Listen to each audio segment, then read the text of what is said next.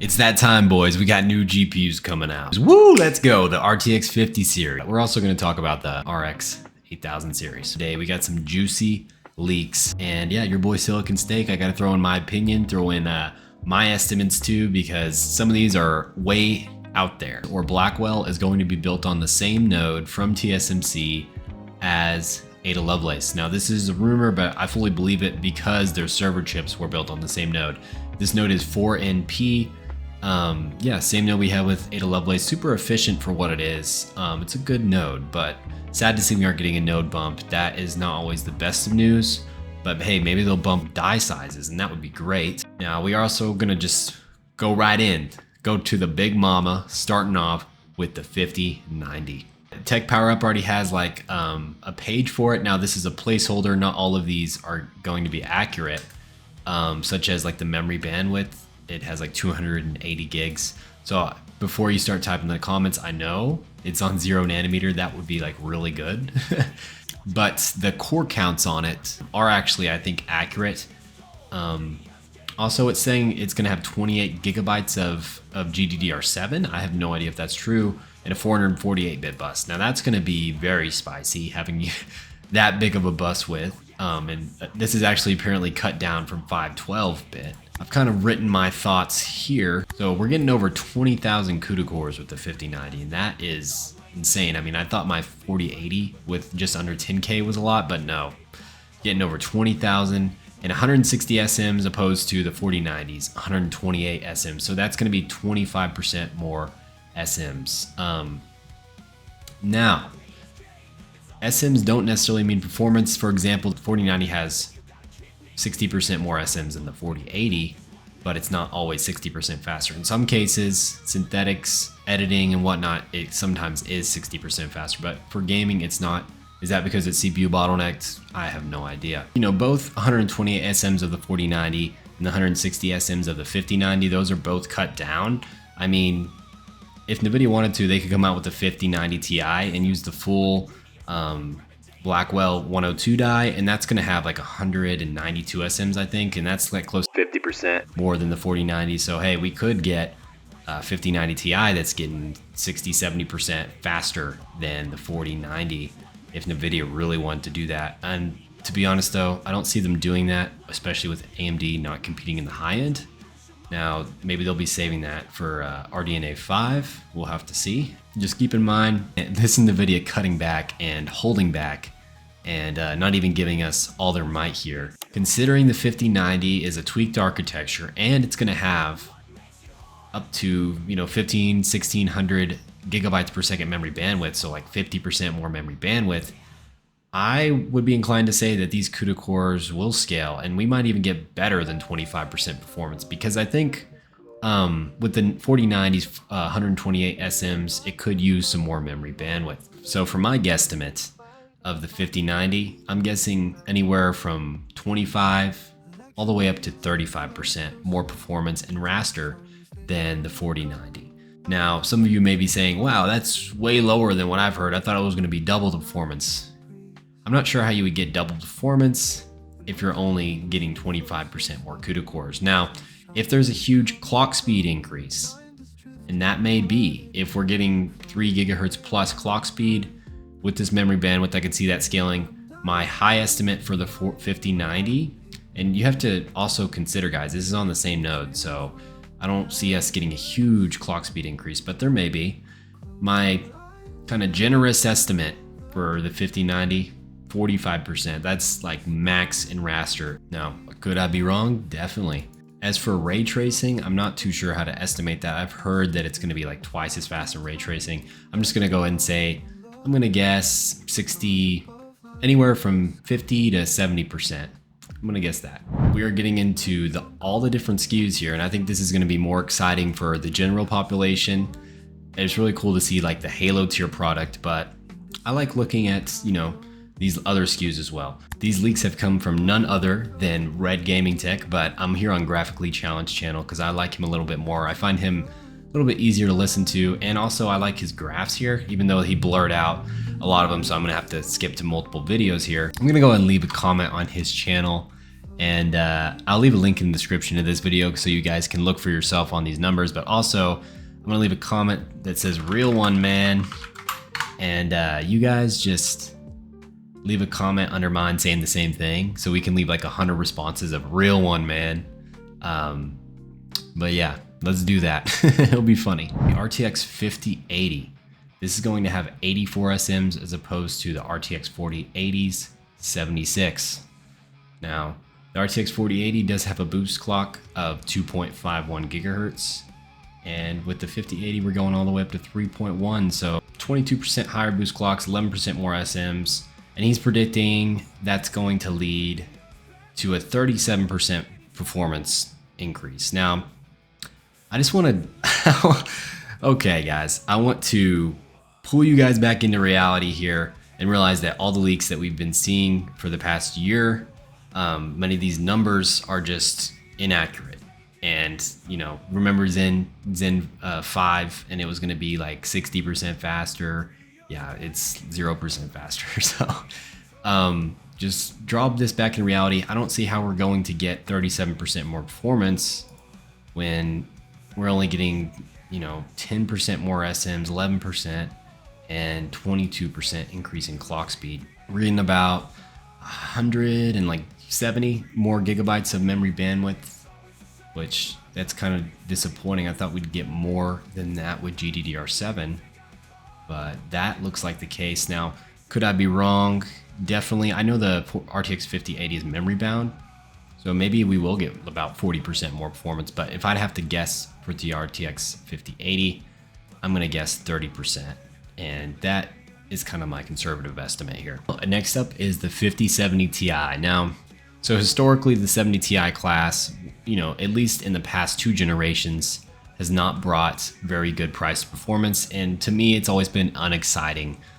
You know, this one could be a game changer because we're still getting that 896 gigabytes of memory bandwidth as the 5080. So he's saying the 5070 Ti is going to be 10% faster than the 4080. I can kind of agree with this. I think that Ada Lovelace did have some memory bandwidth bottlenecks. It comes to mind, or maybe it was, yeah, I think it was a 4070 Ti Super, or maybe it was a 4070 Ti. People replaced, or they overclocked the VRAM on it so high that it actually beat a 4080 by like a significant amount, even though it had way less SM. So maybe all we need is that GDDR7 and we can get a lot more performance here. So 10% faster, I'm gonna say that it's anywhere from equal to a 4080. Yeah, 10% faster. I think that's a fair estimate. You know, and with that said, now that I remember that Ada Lovelace could use more memory bandwidth, I think that the 5080 could be up to 40% faster, you know, in raster. I think that's like the max though. I'm definitely gonna go with my first estimate as like #1 choice, but if this happens, I definitely could see it. Like I wouldn't be too surprised. Okay, now we're to the bread and butter, the 70 class. We're at, you know, one of the most popular and most sensible choices for most people out there. We're getting the 50, 70, not 40, we're on the 50 now. And it's sad to see, but we're only getting less than a 10% increase in SMs from 46 to 50. Now, we're also gonna get 172 gigabytes more memory bandwidth. And hey, that's gonna be good, maybe more cache. And he is thinking this is gonna be 36% faster than the 4070. So that would make it directly equal to the 4070 Ti Super. Something to me, like, I really want this to be true. Like, this needs to happen. The 70 class needs to hit that level. We're seeing like 25% higher clocks and a lot more memory bandwidth. I wanna say that I see this going 30% max. I don't see 36%, 30% max. That's pretty close, I know, but so that's really gonna equal somewhere in between somewhere around the 4070 Ti to the 4070 Ti Super. Somewhere in between there. Now, NVIDIA is probably gonna claim it equals the 4070 Ti Super. I bet, yeah, I could see that. That's probably what they're gonna aim for with this card. 5060 Ti, here we go. 36 SMs, and I don't have the 4060 Ti here. This one ought to be a huge increase, honestly. Yeah, so 4060 Ti is 34 SMs. We're going from 34 to 36. How are we gonna get, how are we gonna get 80% more performance going getting like 11% more SMs. This estimate seems off. So maybe the 4060 Ti was just completely hamstrung by that memory bandwidth. We're also going to get 12 gigs of VRAM here. That's much needed. But if I'd have to guess here, I'm going to only guess 50% more performance. I think 80 plus is a little bit too much for this. Looks like the 5060 is not leaked yet. Okay. Cool. So I looked everything back over, and these are kind of like my final estimates here. And I forgot to write it on the last two, but this is raster. I'm not really going to estimate ray tracing performance because they could do anything with those new ray tracing cores. And also likely they're going to come out with some new version of DLSS that's going to make all the ray tracing and upscaling much more efficient. And I could see those 2x performance estimates coming from that. But as far as like pure raster, like no upscaling or anything, these are my estimates. The 5090 25 to 45% faster than the 4090. That's a big range there because a lot's changing here. There's a lot more memory bandwidth, and honestly I could see it going either way. I'm really not sure. If I would have to choose one or the other, I think NVIDIA would pull out all the stops to make it close to 50% faster. So I would have to go lean closer to the 40 side if, now that I've thought about it. The 5080 anywhere from 25 to 35% faster in raster is what I'm thinking here. 5070 30 to 35%, and that 5060 Ti I have a little bit more conservative. It doesn't seem like it here, but he had 80%, so I'm thinking close to 50 to 60 there.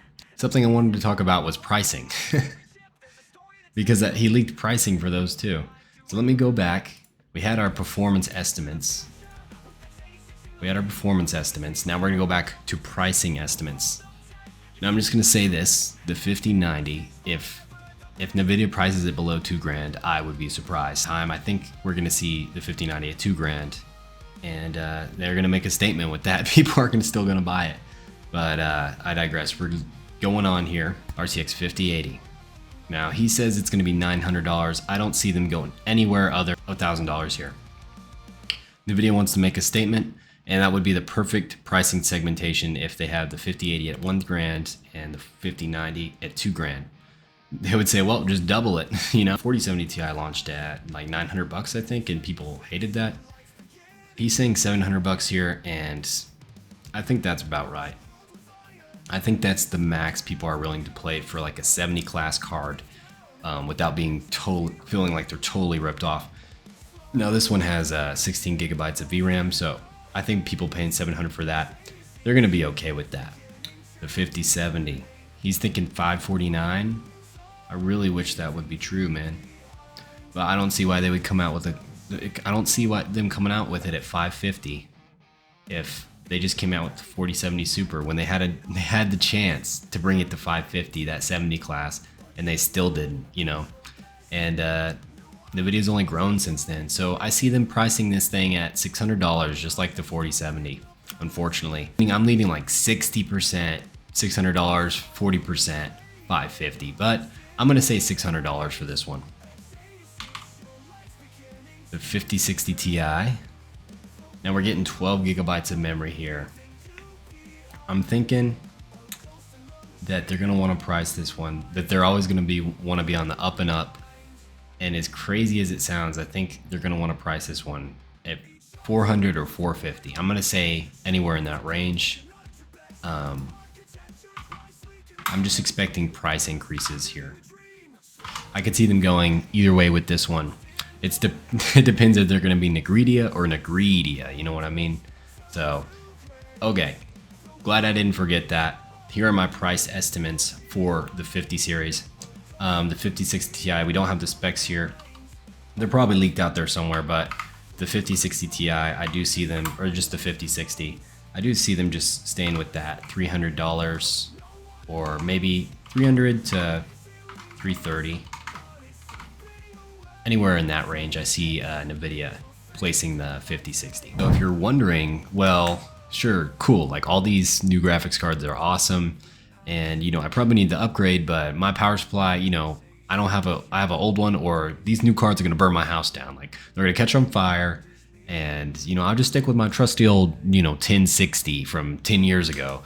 And look, let me just tell you something now. Ada Lovelace was super power efficient, and you should have jumped on then, because anytime they do a node jump, it's actually a great time to upgrade. At least it's a great generational like leap. The price performance, you know, they kind of didn't give us that, and that's just NVIDIA being Negridia, super greedy. But Seasonic has leaked accidentally the RTX 50 TDPs here. So we're getting now if you have if you're gonna get a 5090, maybe your house will burn down. That's the one card you're gonna have to be concerned about here, but we're going from 450 watts to 500. Wow, so they're really gonna get close to maxing out that 16 pin, aren't they? So hey, maybe if they push power, you know, maybe it will be more than like 25, 35. Maybe I could see it going up to like 45%. With the memory bandwidth and all that. The 5080, we're going from 350 to 320, and the 320 was like fake news, dude. My 4080 only uses like 270, 280, and then the 5070 from 220 to 200, 5060 170 from 115. And that's crazy. We didn't even get specs for the 5070 or 5060 yet. We didn't get specs for the 5060 yet. So I'm expecting a huge increase in performance on that. Hopefully if it's built on the same die as the 5070, just like really cut down. We can get more than like 128-bit bus, that would be great. And then the 5050, 100 watts, they should have just made that 75, so you didn't need external power, but yeah, that's dumb. 5050 shouldn't need external power, changed my mind. Okay, so we also have 8800 XT leaks by no other than Moore's Law is Dead. And don't we all just love Moore's Law is Dead here? The King Moore's Law is Dead, right? But who knows if these leaks are actually right or not? But hey, this is all we have to go on right now. He's saying it's going to have 64 compute units, 256-bit bus, 16 gigs of memory, 20 gigabit GDDR6. They aren't using GDDR7 here, and 210 to 280 watts. But the important thing is it's built on TSMC 4 nanometer. And it's going to be monolithic. People are already saying, oh, well, this is what Moore's Law is. This is what he said. As fast as the RTX 4080 at half the price. Okay, so how much faster would this card have to be to equal the 4080? First off, let's take a look. Okay, so you're saying it's going to be pretty much 50% faster. So you're saying the 8800 XT is going to be 50% faster than this bad boy. Okay? 50% faster. Now this card is built on 5 nanometer and 6 nanometer, with the core die or the GPU die being built on 5 and the memory controller die or whatever, the memory dies being built on 6. It boosts up to 2.4. It has 60 compute units. Yeah, all that. The 8800 XT built on 4 nanometer. So we have 64 compute units. That's a 7% increase. Okay, only 7%. But we're gonna get 50% more performance, don't you worry. Okay, 2% more memory bandwidth. That doesn't sound good. Now, supposedly they're gonna boost to 3 gigahertz. Supposedly. Now, I could see that. 4 nanometers is a good node. Now, can I get my 4080 to 3 gigahertz? No, but can other people? Yes. So, but is that gonna be the stock? I don't see that necessarily. I know AMD's cards boost a little bit higher, so we could maybe see that, but I'm a little bit skeptical with that. I'm gonna say it's probably gonna be 2.8, but we'll go with the 3 for that. Also, it's gonna use 7% less power on average. I just took the middle of his number because it was 210 to 280. That was kind of big. Because the other one's using 263 watts. So what's gonna be the performance? Like, what do I think the performance will be of this card? Is it gonna be equal to a 4080? Okay, so my opinion is I don't think it's gonna quite reach that level in raster. Alleged performance, 51% faster in raster, and then ray trace, he's saying it's gonna equal to 4070 Ti Super. And so I brought up a ray tracing benchmark, Alan Wake 2, and before you say, oh, this is NVIDIA sponsored title, this is true ray tracing. We aren't talking about like just a little bit of puddles here and there. If you're interested in ray tracing, you're actually interested in like full-blown ray tracing here. So I took the 700 XT FPS here. 1440p with ray tracing, Alan Wake 2.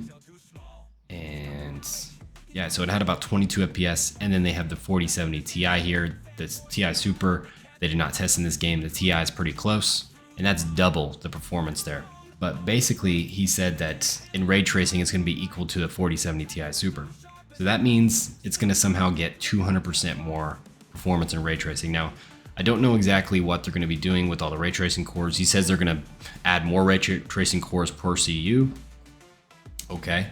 I still don't see them doubling that performance there. To be honest with you guys, my performance estimates, we'll just go ahead and jump into them. I think we're going to get 30% more raster and 50% more ray tracing. You know, raster, I think this is going to tie 7900 XT. So that's still not bad. This is still going to be a good card for that price. Definitely, if it launches for anywhere from $500, around 500, that's pretty good. Now, if it launches at 600, it's not too much better than the 7900 XT, especially because it has less RAM. And for 500, this would be a banger for that performance. I think they're going to go with 550. What's the performance going to equal in ray tracing? So 50% more. We're going to add 11 FPS. It's going to be 33. We're looking around the 7900 XTX in ray tracing. And many of you may be thinking, oh man, I was hoping it would beat that. Honestly, it's not a bad result. You're getting a mid-tier card and you're matching a high-end card. You're going to be matching a 7900 XT in raster and a 7900 XTX in ray tracing for $550. Hey, not too bad of a deal. Now, any more than that, and you maybe want to be looking at 5070.